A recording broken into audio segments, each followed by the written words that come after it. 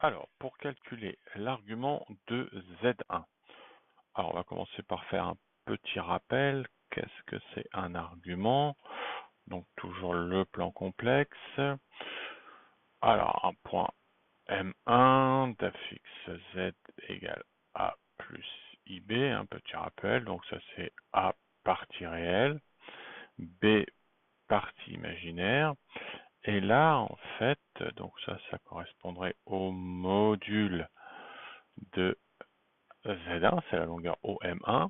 Et ce qu'on appelle l'argument, c'est en fait l'angle que vous avez entre l'axe des réels, l'axe des abscisses, et le OM1. Voilà, c'est ça qu'on appelle l'argument, souvent appelé θ. Alors, comment on va faire pour le calculer? Alors, il existe plusieurs méthodes. Moi, je propose dans un premier temps, on calcule le module de Z1. Donc le module en refaisant a carré plus b carré, donc 2 au carré plus 2 au carré, hein, le a au carré plus le b au carré. Donc 2 fois 2, 4, ce qui me fait un racine carrée de 8. Alors je peux laisser racine carrée de 8 ou alors le transformer. Alors racine carrée de 8, c'est racine carrée de 4 fois racine carrée de 2, puisque 2 fois 4, ça fait 8. Et racine carrée de 4, ça me fait 2. Donc j'ai un module qui vaut 2 racines de 2. Et ce que je fais, c'est que je pars de Z1 et donc de 2 plus 2i, la forme algébrique. Et de là, je mets le module en facteur, donc 2 racines de 2. Si je ne suis pas trop à l'aise avec la factorisation, qu'est-ce que je fais? Je réécris le 2 ici et je le divise par le module, 2 racines de 2. Et je fais pareil avec la partie imaginaire, le 2, donc le 2 qui est là, c'est celui-là, et je le divise par le module, 2 racine de 2 i. Alors pourquoi ça, c'est égal à ça? Parce que quand je multiplie ça par ça, le 2 racine de 2 et le 2 racine de 2 s'en vont, il ne me reste plus que le 2 qui est ici. Et la même chose pour celui-là, quand je vais multiplier celui-là par celui-là, le 2 racine de 2 là va s'en aller avec le 2 racine de 2 là, il me restera bien que 2i. 2i. Alors vous allez voir après pourquoi l'intérêt de faire ça. Alors Z1 égale, donc je garde le 2 racine de 2. Là, je peux simplifier le 2 là avec le 2 là. Il me reste 1 sur racine de 2, plus pareil, je peux simplifier là, 1 sur racine de 2, i. Une fois que je suis là, le racine carrée de 2, il faut le passer au numérateur, donc on multiplie, hein. Je vous rappelle, on l'a déjà vu précédemment, le numérateur par racine de 2 et celui-là par racine de 2. Ce qui va me faire racine de 2 sur 2, puisque racine carrée de 2 fois 2, ça fait 2. Donc, ça nous donne 2 racine carrée de 2, que va diviser donc racine de 2 sur 2, plus racine de 2 sur 2, i. Voilà.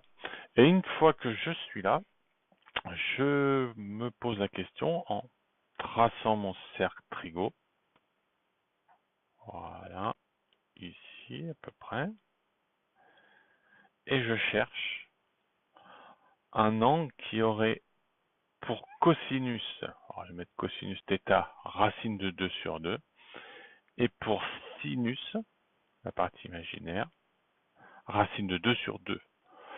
Alors si je connais bien mon cours, je sais que racine de 2 sur 2 et racine carrée de 2 sur 2, c'est l'angle pi sur 4. Donc forcément, il faut connaître son cercle trigo, ou alors avec la calculatrice, on peut les retrouver.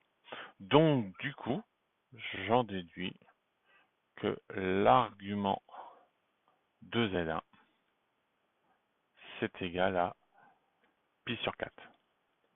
Alors, attention, des fois on note modulo de pi. Voilà pour l'argument. Donc il y a cette méthode-là. Donc si je résume, on calcule d'abord le module, comme on a fait là. On le met en facteur pour faire apparaître ici le cosinus de l'angle et le sinus de l'angle.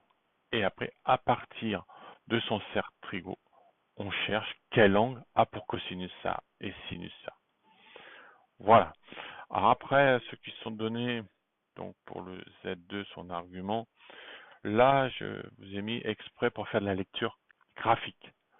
Alors pourquoi? Je vais le refaire là. Je vais faire plutôt le plan complexe. Tac. La question à se poser quand il y a comme ça un nombre qui est imaginaire pur, c'est où est-ce qu'il se place. Donc moins 2i, il se placerait ici, en moins 2. Et on l'a dit précédemment, l'argument c'est l'angle qu'il y a par rapport à 0, l'axe des abscisses. Donc là, on peut se dire, l'angle c'est celui qui est ici. Donc l'angle qui est ici, c'est un moins pi sur 2. Donc j'en déduis que l'argument de Z2 est égal à moins pi sur 2. Pareil, modulo de pi. Et enfin, pour le dernier, c'est-à-dire Z3, qui lui est égal à un réel pur, donc c'est pareil, hein. On va faire un raisonnement purement graphique, pas la peine de faire de calcul. On cherche à le placer, donc 3, si on le plaçait, il serait ici.